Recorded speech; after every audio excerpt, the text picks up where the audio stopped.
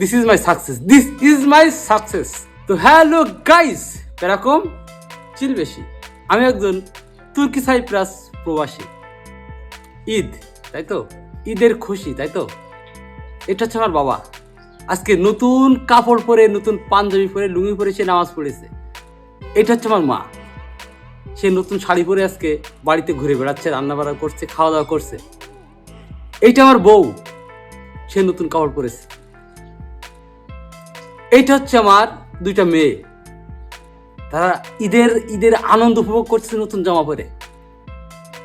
ঠিক আছে? তো এইটা হচ্ছে আমার ফ্যামিলি।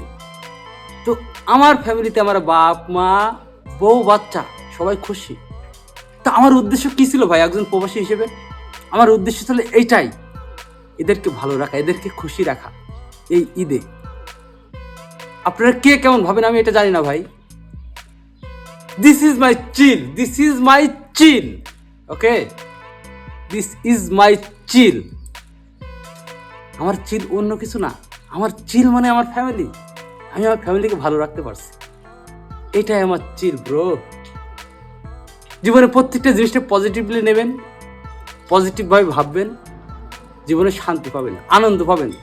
বিশ্বের যে কোনো প্রান্তে থাকেন না কেন ভালো লাগবে।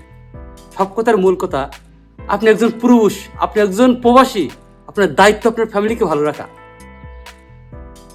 সো আপনি যদি এটা করতে পারেন তাহলে এই ঈদে আপনি অনেক খুশি। This is my success, this is my success, this is my success. So কথা একটাই, চিল ব্রো।